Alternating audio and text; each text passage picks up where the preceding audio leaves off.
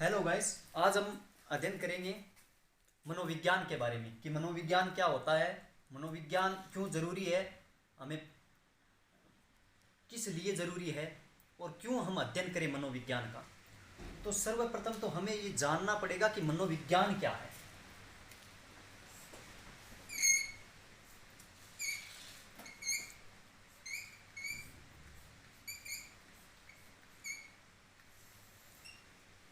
कि मनोविज्ञान किसे कहते हैं। इससे पहले मैं आपको बता दूं, अगर जिंदगी में सफल होना है तो बातों से नहीं, रातों से लड़ना पड़ता है। तो साथियों, मनोविज्ञान क्या है, इसके पीछे बड़ी लंबी कहानी है कि इसको इंग्लिश में, आप सबको पता है कि इंग्लिश में इसको साइकोलॉजी कहते हैं।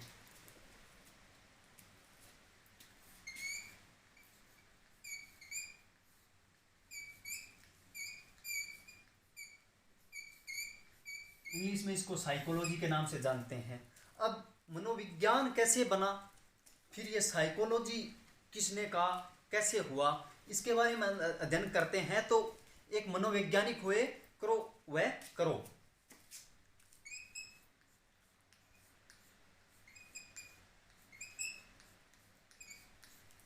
क्रो व करो हमें ये बताते हैं कि मनोविज्ञान को अंग्रेजी में साइकोलॉजी कहते हैं।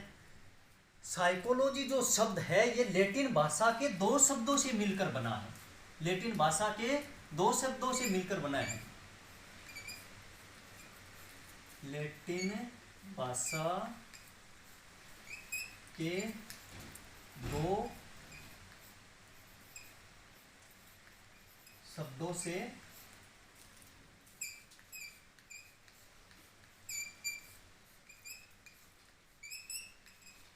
मिलकर बना है। ये दो शब्द कौन से हैं?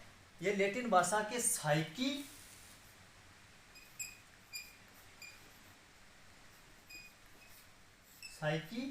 और लोग्स।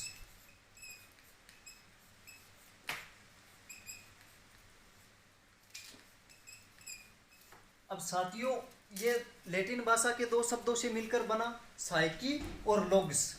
अब साइकी का मतलब होता है आत्मा, सोइल जिसको कहते हैं, आत्मा।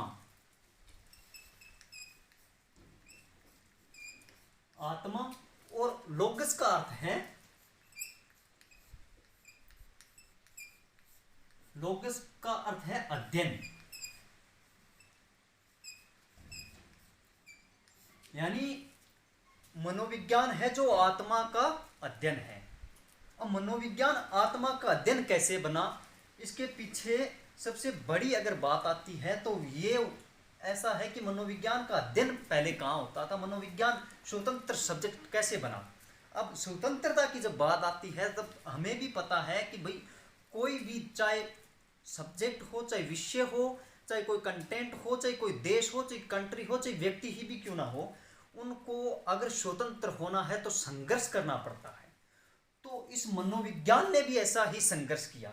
मनोविज्ञान है जो पहले दर्शन शास्त्र का एक भाग था, दर्शन शास्त्र जिसको फिलोसॉफी कहते हैं। दर्शन शास्त्र, अब इस दर्शन शास्त्र का ही एक भाग था मनोविज्ञान।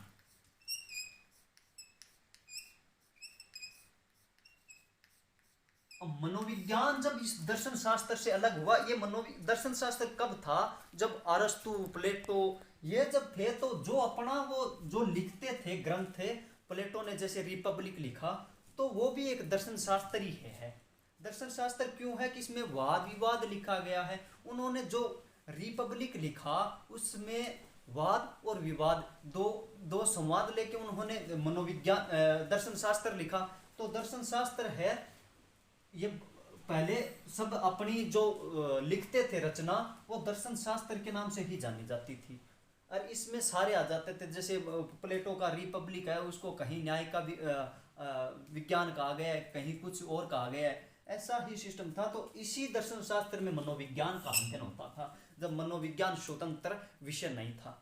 तब हमने बात कर ली कि स्वतंत्रता के लिए संघर्ष करना पड़ता है। इसी प्रकार इस मनोविज्ञान ने भी स्वतंत्रता की। मैं आपको बता दूं कि अगर आपको व्यवहार में उतारना है इसको, तो आपको पेन कॉपी उठाने की कोई आवश्यकता नहीं है।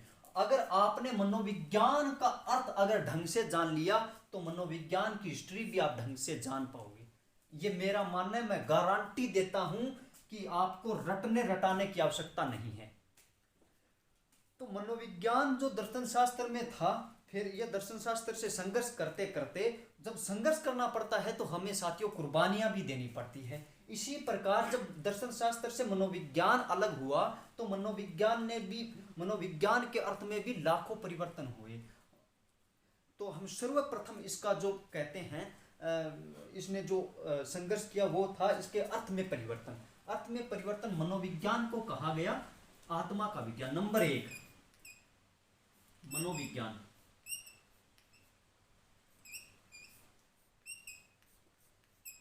मनोविज्ञान को कहा गया आत्मा का विज्ञान, आत्मा का अध्ययन,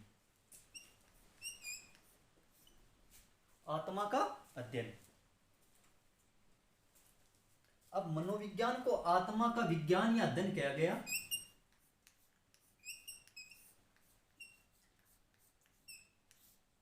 अब कहेंगे कि सर ये विज्ञान क्या होता है? तो साथियों जो शुद्ध होता है वही विज्ञान होता है। जैसे 2 और 2 4 है तो ये शुद्ध है, तो इसका मतलब ये विज्ञान है।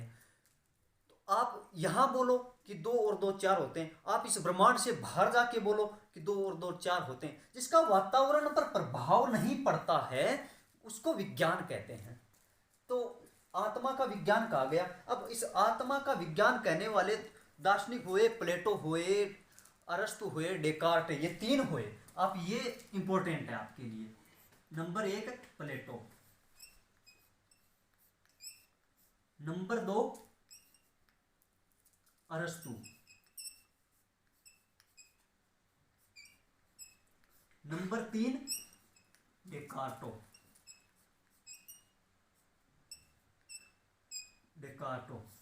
ये 3 मनोवैज्ञानिक हुए। उन्होंने मनोविज्ञान को, साइकोलॉजी को आत्मा का विज्ञान माना। तो साथियों मैं बता दूं कि ये 16वीं शताब्दी तक, कब तक है? 16वीं शताब्दी तक।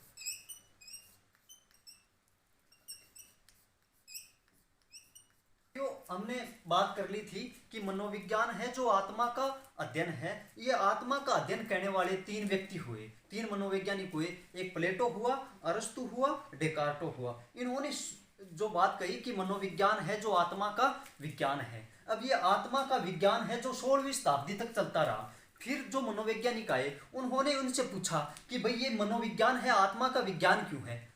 हमें उसकी आत्मा का स्वरूप क्या है, आत्मा की प्रकृति कैसी है, आत्मा का रूप कैसा है, आत्मा का रंग कैसा है, वो हमें बताओ।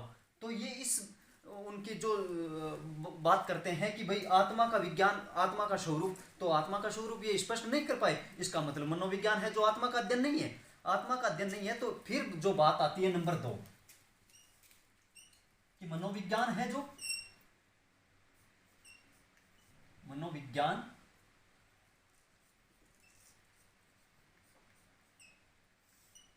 मनोविज्ञान मन और मस्तिष्क का विज्ञान है।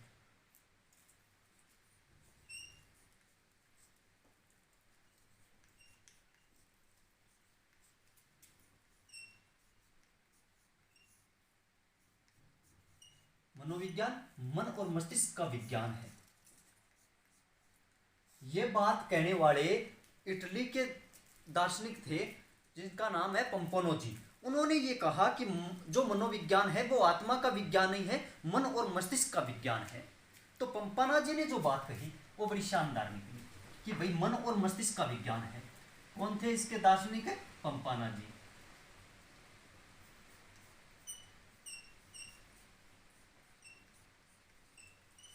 अब पंपानाजी कहते हैं कि जो मनोविज्ञान है मन और मस्तिष्क का विज्ञान है। अब आप सोचो, आप भी इसकी परिभाषा दे सकते हैं। आपके जहन में क्या चल रहा है कि मनोविज्ञान क्या है? अब जैसे उनकी भी परिभाषा ये पहले थी कि मनोविज्ञान है जो आत्मा का विज्ञान है, वो यहाँ आके फैल हो गई। कब की बात है? ये बात है 17वीं शताब्दी की। कब की? 17वीं शताब्दी की। 17वीं शताब्दी, वो 16वीं शताब्दी के अंत तक चलता रहा, लेकिन 16वीं शताब्दी के अंत के बाद 17वीं शताब्दी में ये पंपानाजी आई, इटली के दार्शनिक थे, इटली के रहने वाले थे। उन्होंने कहा कि जो मनोविज्ञान है वो आत्मा का विज्ञान नहीं है, ये मनोविज्ञान है जो मन और मस्तिष्क का विज्ञान है। तब इनसे भी पूछा गया कि आप हमें स्पष्ट करके बताओ कि मनोविज्ञान, मन और मस्तिष्क का विज्ञान कैसे हैं। तो मन का स्वरूप क्या है, मस्तिष्क कैसा है, मस्तिष्क का आकार कितना बड़ा होता है, मस्तिष्क में होता क्या है। तो ये जो बात कहते थे वो भी बात पूर्णतः सटीक नहीं थी। तो लोगों ने कहा कि मनोविज्ञान है जो मन और मस्तिष्क का विज्ञान नहीं हो सकता। फिर बात आती है नंबर 3 बात आती है कि जो मनोविज्ञान है,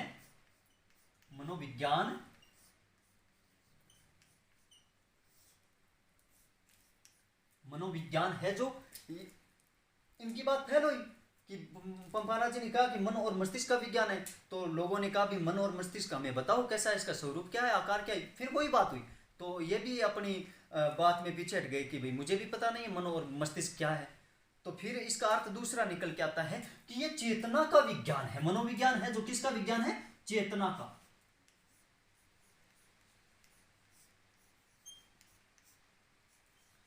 चेतना का विज्ञान है। अब इसके अर्थ के स्वरूप में अंतर हो रहा है कि नहीं हो रहा है। पहले हमने आत्मा का विज्ञान पढ़ा, फिर वो मन और मस्तिष्क का विज्ञान पढ़ा, अब हम पढ़ रहे हैं चेतना का विज्ञान। अब चेतना का जो विज्ञान है ये आया 19वीं शताब्दी के अंदर। ये 17वीं से 18वीं स्थित पंपानाजी वाला चलता रहा। ये 19वीं शताब्दी के अंतर्गत आया कि भाई मनोविज्ञान है जो कैसे है कि ये चेतना, मन और मस्तिष्क का विज्ञान है। तो ये जब नहीं साबित कर पाए तो लोगों जो नए दार्शनिक आए, नए मनोवैज्ञानिक आए उन 19वीं शताब्दी के अंदर। अब तो इनमें जो मनोवैज्ञानिक आए वो उनका विलियम बूंट हुआ, जैसे उनका वाइस विलियम थे, इनके 3-4 थे व्यक्ति इनका समर्थन करने वाले, चेतना का विज्ञान का समर्थन करने वाले। जेम्स सल्ली आए, तो आप लिख लेना कि नंबर 1 जेम्स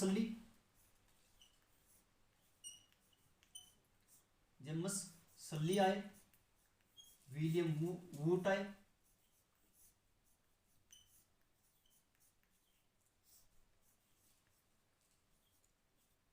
विलियम बूंट। इन्होंने कहा कि मनोविज्ञान है जो मन और मस्तिष्क का विज्ञान नहीं हो सकता, मनोविज्ञान है जो चेतना का विज्ञान है।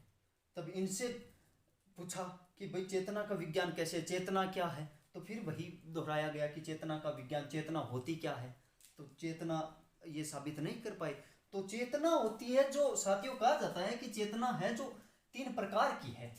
अब इनमें से मनोविज्ञान किस प्रकार का विज्ञान है। अब चेतना में एक तो चेतना है, एक अर्ध चेतना है,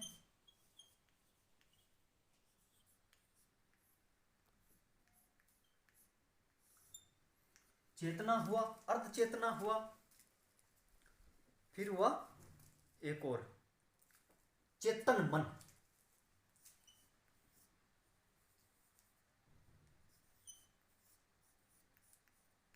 चेतन मन, अब ये है क्या नहीं साबित कर पाए। तो फिर भी इसके अर्थ के स्वरूप बदलते हैं।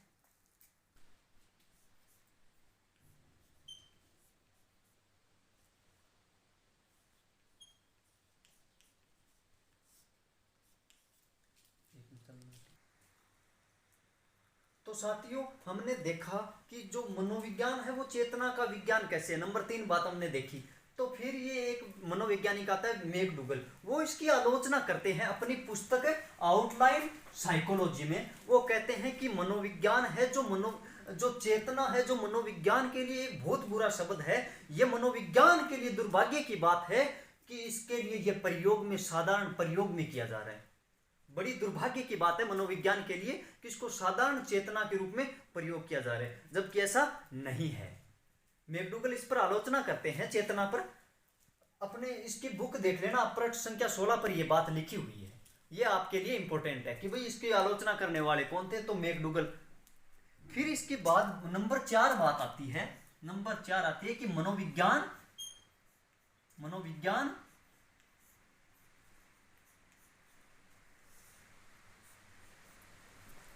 व्यवहार व अनुभूति का विज्ञान है।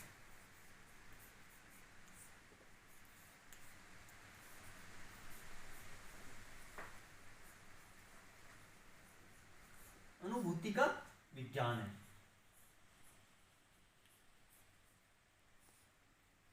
फिर जो बात आई 20वीं शताब्दी के अंदर कि जो मनोविज्ञान है वो अब चेतना का विज्ञान नहीं रहा, क्योंकि मैकडूगल ने इसकी आलोचना कर दी। लोगों ने कहा कि चेतना है जो चेतन मन है, अर्ध चेतन मन है, पूर्ण चेतन है, ये क्या है? तो ये नहीं साबित कर पाए। फिर बात आती है कि मनोविज्ञान फिर अध्ययन किसका है? तो मनोविज्ञान का अर्थ निकल के आया 20वीं शताब्दी के अंदर कि मनोविज्ञान है जो व्यवहार व अनुभूति का विज्ञान है। अब व्यवहार और अनुभूति की जब बात आती है तो ये जो मनोविज्ञान है, मनोविज्ञान के अंदर व्यक्ति के बाह्य व्यवहार के साथ साथ व्यक्ति के आंतरिक जो अनुभूति है उसका भी मनोविज्ञान में अध्ययन किया जाता है। इसलिए ये मनोविज्ञान है जो व्यवहार व अनुभूति का विज्ञान है। स्किनर ने भी इस मनोविज्ञान को ये बात कहने वाले जो वैज्ञानिक हुए, व्यवहार और अनुभूति का विज्ञान जिसने कहा, उनका नाम है वाटसन। मनोवैज्ञानिक है वाटसन। ये इंपॉर्टेंट है कि मनोविज्ञान को व्यवहार और अनुभूति का विज्ञान किसने कहा, तो नाम निकल के आता है कि मनोवैज्ञानिक जो हुए उनका नाम था वाटसन। अब वाटसन का दो लोगों ने समर्थन किया, जिनका एक का नाम है वुडवर्थ, एक है स्किनर। तो आप ये भी ध्यान में रखना कि जो इनका समर्थक थे वो कौन थे? वो थे वुडवर्थ और स्किनर। इन दो लोगों ने कहा कि मनोविज्ञान है जो आत्मा और मन का आत्मा और व्यवहार और अनुभूति का विज्ञान है। तो साथियों, आज के लिए बस इतना ही। नमस्कार। अगले में हम देखेंगे कि मनोविज्ञान का एक अध्ययन करेंगे, मनोविज्ञान की एक शाखा का अध्ययन करेंगे, उसका नाम है शिक्षा मनोविज्ञान। फिर हम पढ़ेंगे। तब तक के लिए मैं इजाजत चाहूंगा। नमस्कार।